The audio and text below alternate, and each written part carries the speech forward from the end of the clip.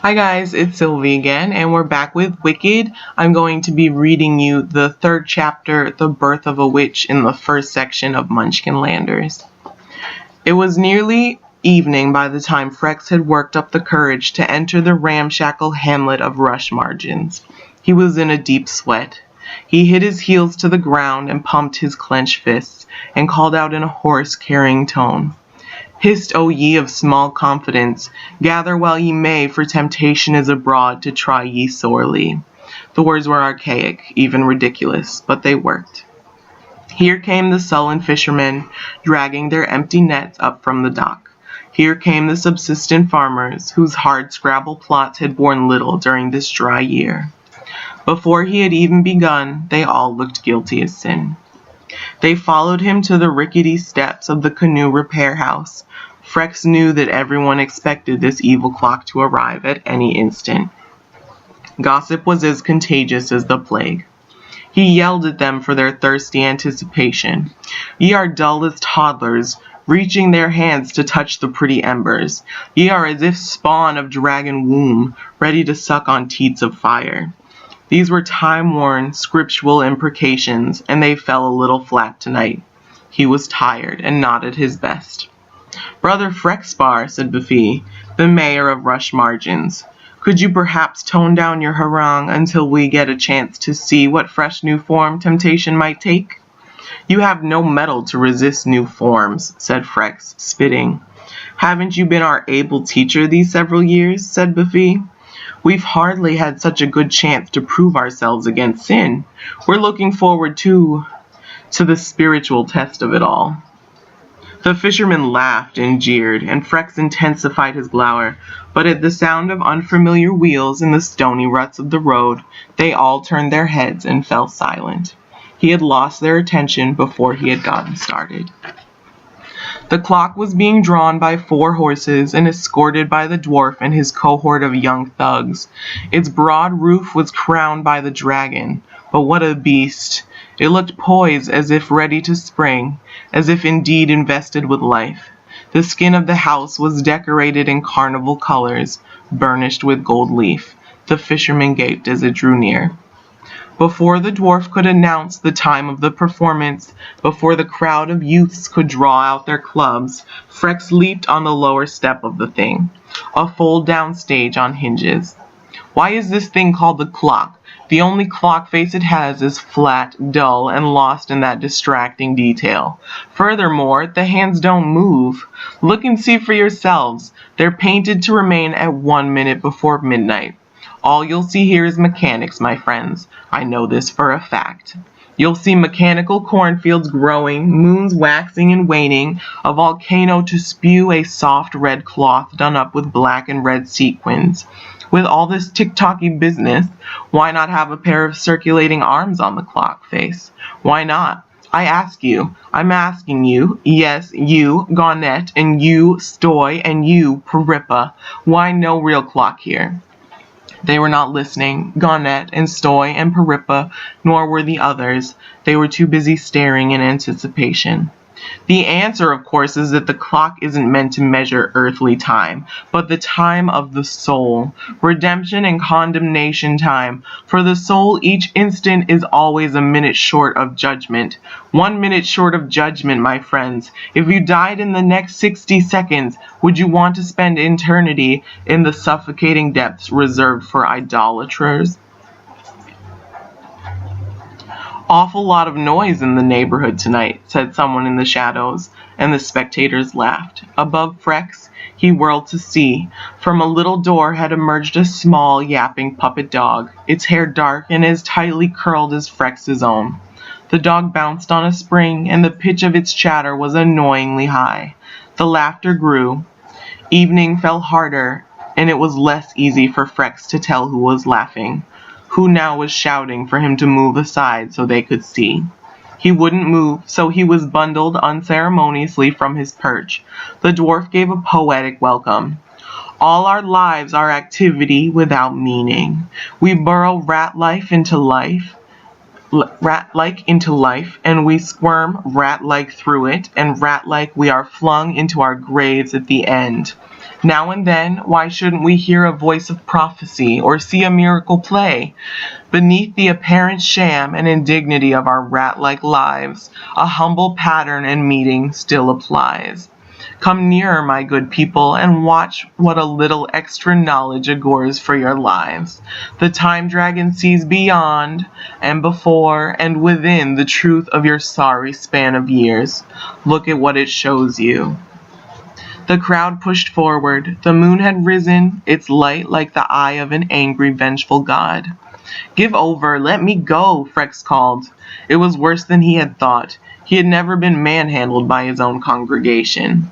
The clock unfolded a story about a publicly pious man with lamb's wool beard and dark curly locks, who preached simplicity, poverty, and generosity, while keeping a hidden coffer of gold and emeralds in the double-hinged bosom of a weak-chinned daughter of blue blood society. The scoundrel was run through with a long iron stake in a most indelicate way, and served up to his hungry flock as roast flank of minister. This panders to your basest instincts, Frex yelled, his arms folded, and his face magenta with fury. But now that darkness was almost total. Someone came up behind him to silence him. An arm encircled his neck. He twisted to see which damned parishioner took such liberties, but all the faces were cloaked by hoods. He was kneed in the groin and doubled over, his face in the dirt. A foot kicked him square between the buttocks, and his bowels released. The rest of the crowd, however, was not watching. They were howling with mirth at some other entertainment put on by the clock dragon. A sympathetic woman in a widow's shawl grabbed his arm and led him away. He was too fouled, too much in pain to straighten up and see who it was. "I'll put you down in the root cellar, I will, under a burlap," crooned the old goodwife, "for they'll be after you tonight with pitchforks the way that thing is behaving itself. They'll look for you in your lodge, but they won't look in my keeping room." "Milena," he croaked, "they'll find her. She'll be seen to," said his neighbor. "We women can manage that much, I guess." In the minister's lodge, Milena struggled with consciousness as a pair of midwives went in and out of focus before her. One was a fishwife, the other a palsied crone. They took turns feeling her forehead, peering between her legs, and stealing glances at the few beautiful trinkets and treasures Milena had managed to bring here from Colwyn grounds. "You chew that paste of pinlobble needs, ducky. You do that. You'll be unconscious before you know it," said the fishwife. "You'll relax, out will pop the little sweetheart, and all will be well in the morning. Thought you would smell of rosewater and fairy dew, but you stink like the rest of us. Chew on, my ducky, chew on." At the sound of a knock, the crone looked up guiltily from the chest she was kneeling before and rummaging through.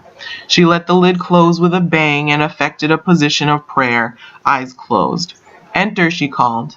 A maiden with tender skin and high color came in. "Oh, I hoped someone would be here," she said. "How is she?" "Nearly out, and so is the babe," answered the fishwife. "An hour more, I reckon." "Well, I'm told to warn you. The men are drunk and on the prowl. They've been riled up by that dragon of the magic clock, you know, and are looking for Frex to kill him." The clock said to. "They'll likely stagger out here. We'd better get the wife safely away. Can she be moved?" "No, I cannot be moved," thought Milena. "And if the peasants find Frex, tell them to kill him good and hard for me, for I never knew a pain so extraordinary that it made me see the blood behind my own eyes. Kill him for doing this to me." At this thought, she smiled in a moment of relief and passed out.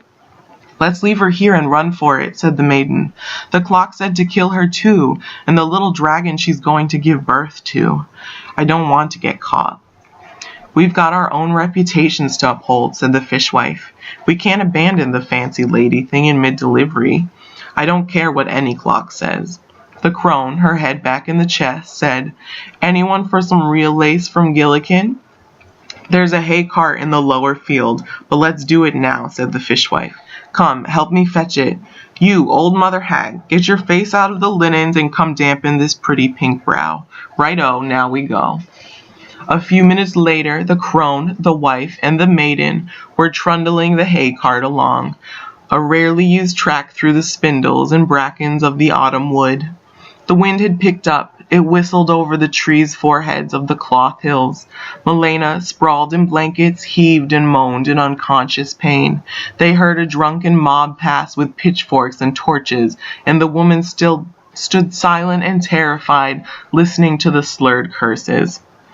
Then they pressed on with greater urgency until they came upon a foggy copse, the edge of the graveyard for unconsecrated corpses.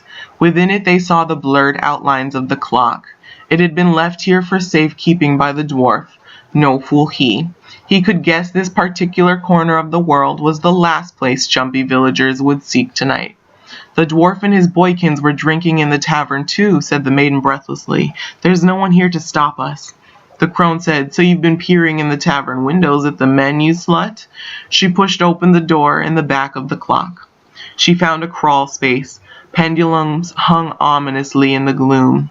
Huge toothed wheels looked primed to slice any trespasser into sausage rounds. Come here, drag her in, said the crone.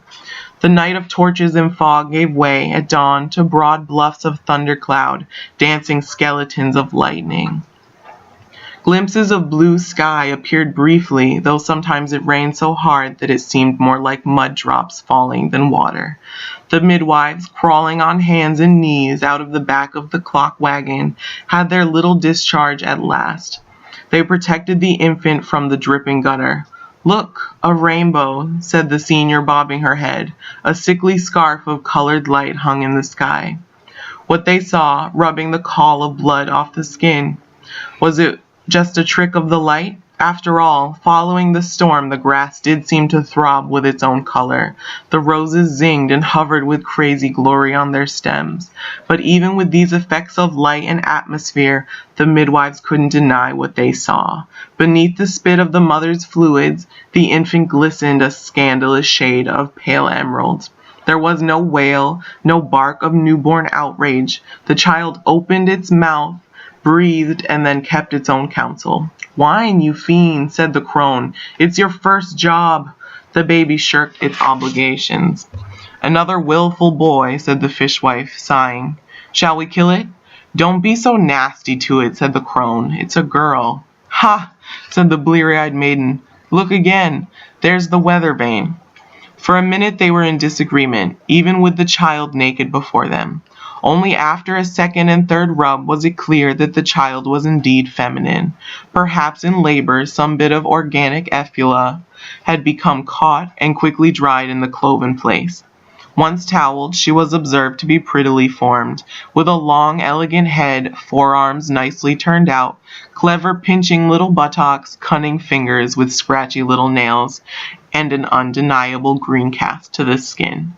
There was a salmon blush in the cheeks and belly, a beige effect around the clenched eyelids, a tawny stripe on the scalp showing the pattern of eventual hair, but the primary effect was vegetable. Look what we get for our trouble, said the maiden. A little green pat of butter. Why don't we kill it? You know what people will say. I think it's rotten, said the fishwife, and checked for the root of a tail, counted fingers and toes. It smells like dung. That is dung you're smelling, you idiot. You're squatting in a cow patty pie. It's sick. It's feeble. That's why the color. Lose it in the puddle. Drown the thing. She'll never know. She'll be out for hours in her ladylike faints. They giggled. They cradled the infant in the crook of their arms, passing it around to test it for weight and balance. To kill it was the kindest course of action. The question was how. Then the child yawned, and the fishwife absent-mindedly gave it a finger to nurse on, and the child bit the finger off at the second knuckle. It almost choked on the gush of blood. The digit dropped out of its mouth into the mud like a bobbin. The woman catapulted into action. The fishwife lunged to strangle the girl, and the crone and the maiden flared up in defense. The finger was dug out of the mire and shoved in an apron pocket, possibly to sew back onto the hand that had lost it. It's a cock, she said. She just realized she didn't have one, screeched the maiden, and fell on the ground laughing. Oh, beware the stupid boy first tries to please himself with her. She'll snip his young sprout off for a souvenir. The midwives crawled back into the clock and dropped the thing at its mother's breast, afraid to consider Mercy murder for fear of what else the baby might bite. Maybe she'll chop the tit next. That'll bring her drowsy frailness around quick enough, the crone chuckled. Though what a child that sips blood even before its first suck of mother's milk. They left a pipkin of water nearby, and under cover of the next squall they went squelching away, to find their sons and husbands and brothers, and berate and beat them if they were available, or bury them if not. In the shadows, the infant stared overhead at the oiled and regular teeth of time's clock.